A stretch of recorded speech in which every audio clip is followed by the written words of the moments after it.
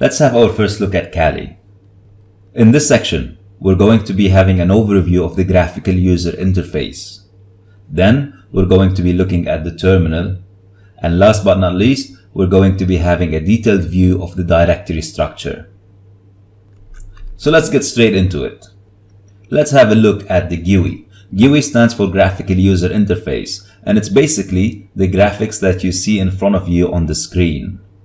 The opposite of that would be the text-based interface, which is the terminal that we're going to be looking at later on. So I'll start with the top right-hand corner. The power button here obviously is to shut down the machine or log out the machine. The wired connection we'll be coming back to in a second. The proxy is where you set a proxy if you're using any. If you don't know what a proxy is, don't worry about it. We're not going to be using that for this course. The root is because I'm logged in as root, and I can use that to either switch to another user, log out, or control my settings, such as, for example, change my password. Here, I can shut down the machine, I can restart it, or I can cancel and go back. I can also lock the machine if I wish so. So if I'm leaving it unattended, I can do that, or I can change the settings. These are the settings for my system, and I can do things such as change the background, control my privacy, change the display resolution, add and remove users, change the time and date, and so on and so forth.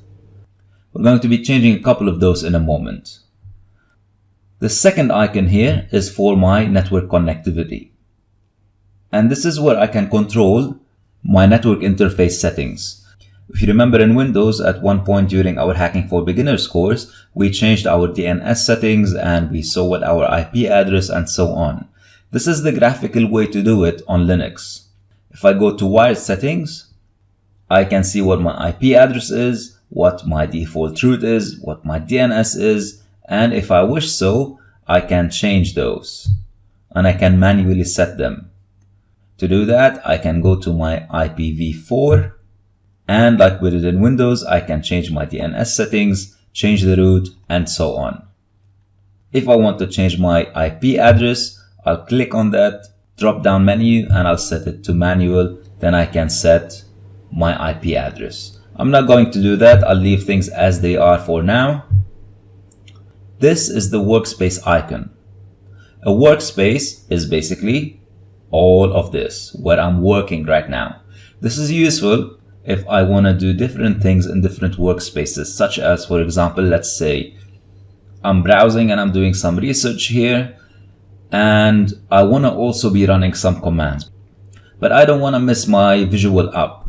I don't want to be confusing everything altogether. So to do that, I can change to another workspace, and with that, I can open the terminal, run some commands here, leave it running, go back to my workspace 1, continue browsing the internet, doing my research, and so on.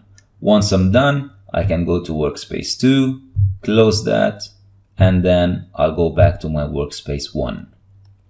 So this is useful if I'm doing more than one thing at once.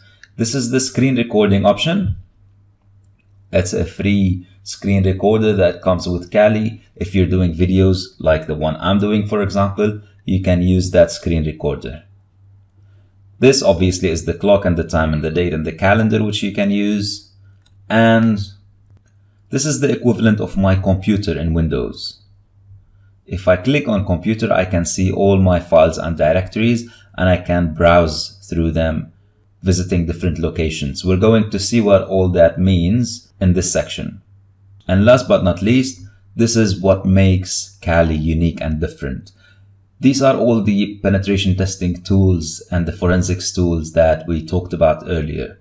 Over 300 of those are split into different categories. They're all under the applications menu.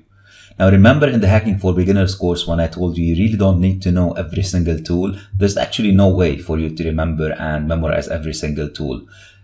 Tools come and go and new ones come up every day, and even with Kali you'll see that tools are being added and removed. For example, earlier on when Kali was called Backtrack, it came with Nessus that we saw in the previous course. Now it doesn't come with Nessus anymore, it comes with something different. But what is important for you, and I re-emphasize this now again in this course, is that you know distinctively what these categories mean. What password attacks are, what web application analysis is, what vulnerability analysis is, and so on.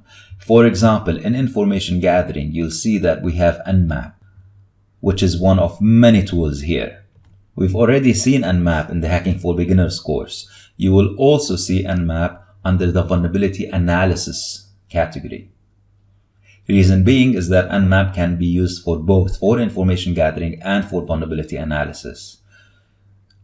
Towards the end of the course, we're going to be seeing how we can use Nmap to do some password brute forcing as well.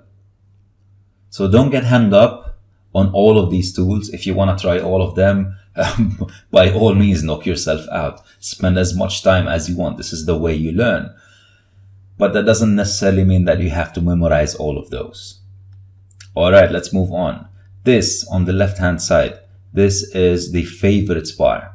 These are all my favorite tools that I use. You can add and remove to this bar. So for example, if I don't want to be using Firefox anymore, I can right click and remove it from my favorites. And I get a message that says it's been removed. I can undo, for example, if I change my mind, or if I want to later on add it, I can do that. At the end of the favorite bars, there are two important things that I want to talk about.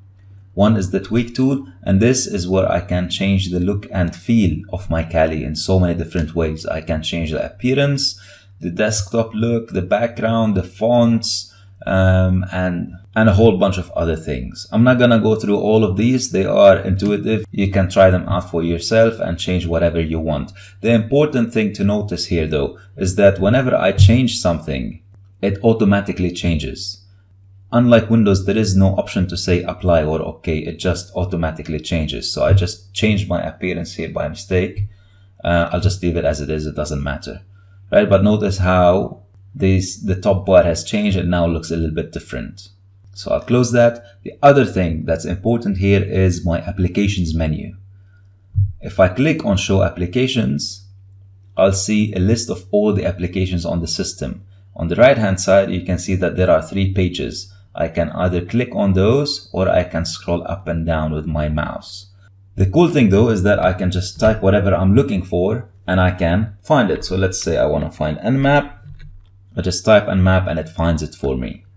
Let's say, for example, I want to change the resolution. I just type resolution and Kali shows me there's a displays option that I can go to. And from here, I can change the resolution. I can make it bigger. I can make it smaller, whatever I prefer really. There are a couple of things that I personally like to change, especially if I'm working in a VM, in a virtual environment. One is the screen lock. I don't like to have a screen lock. This will be under privacy. And I can just switch the screen lock to off. Now, by the way, this will look different. The feel of this will look different than what you would currently have because I just changed it, right? So don't worry too much if this looks different. It's just a matter of switching it on and off, and that will turn off or on the screen lock. Another thing I like to do is to change the power options because I don't want my screen to automatically lock by itself or to go blank by itself. I want to change the blank screen to never. So if I leave my system idle, I don't want my screen to go blank. I just want it to be up and running for whenever I come back to work on it. Now, obviously, this isn't the most secure configuration. I'm leaving my screen without any lock. I'm leaving it up and running. If I leave it unattended, anybody can come sit down on my terminal and start playing around. I'm just doing that for the sake of this course to demonstrate a couple things for you, and because I'm using a VM that I can pause and stop whenever I want. And it really doesn't have any important information that I care about.